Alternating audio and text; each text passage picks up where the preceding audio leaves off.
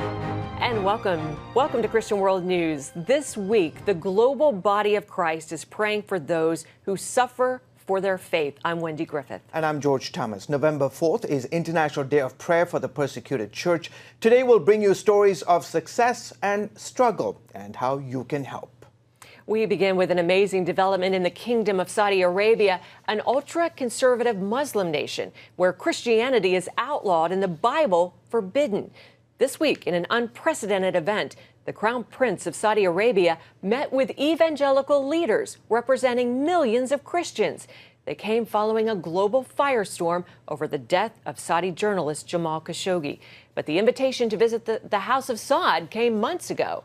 While they realized the potential for controversy, the group felt the opportunity to help Christians there was much more important.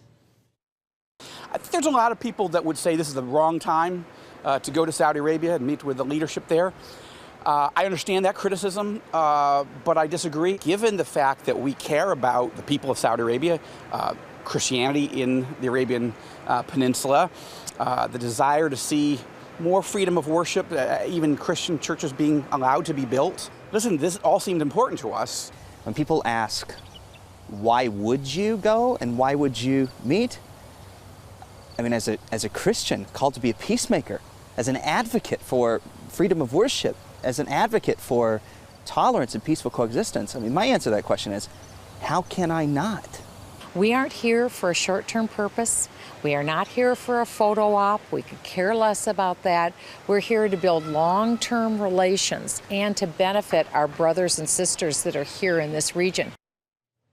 The visit in Saudi Arabia followed a visit with Crown Prince of the United Arab Emirates. The evangelical leaders hope these visits will establish long-term relationships with the Sunni Arab nations in the Middle East. CBN Middle East Bureau Chief Chris Mitchell joins us now from Jerusalem. Chris, you were there with the delegation before they left for Saudi Arabia.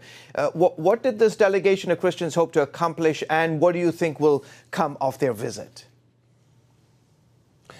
Well, first of all, George, you had the sense when you were there with the delegation that you were really seeing history in the making, visiting, first of all, United Arab Emirates, the Crown Prince there, the Mohammed bin Zayed. And it's important to remember the meeting with the Crown Prince of Saudi Arabia was just the latest in a series of meetings with many of the Sunni Arab leaders in the nation. An evangelical delegation has met with King Abdullah of Jordan, Egyptian President El-Sisi, and the Crown Prince now of United Arab Emirates. And perhaps the biggest meeting of all, most historic, is with the Crown Prince of Saudi Arabia.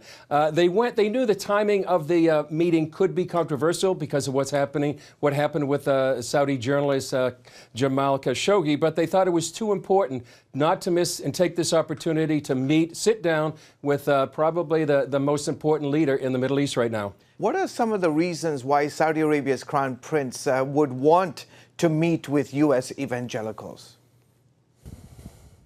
Well, first of all, George, I think he realizes that some of the representatives on this delegation are members of President Trump's religious advisory board. Mike Evans is one, Johnny Moore is another. So I think that's one way to solidify the relationship with the United States.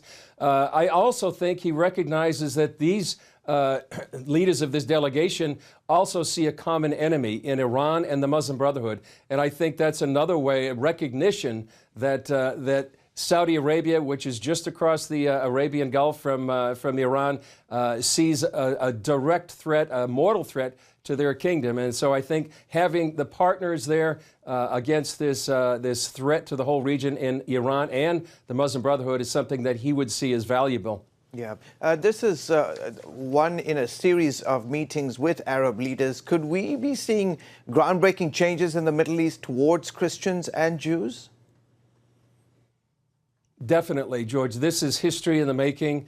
You had the meeting of the U.S. delegation led by Joel Rosenberg to the Crown Prince of United Arab Emirates, now Saudi Arabia. At the same time we were there was an international judo competition and where two Israelis won gold medals, which meant for the first time for any Arab nation, the national anthem of Israel was sung, was played, Hatikva, and the Minister of Sport and Culture, Miri Regev, was there to witness that. So the song, they showed the flag. That's a first. And then as well, Israeli Prime Minister Benjamin Netanyahu had visited the nation of Oman for the first time. So we see this happening with Christians and Jews, these groundbreaking meetings, and in the whole Middle East. It's really history in the making. In addition, we just talked to a rabbi, Rabbi Mark Schneier, here in this studio. It's going to be on Jerusalem Dateline this week.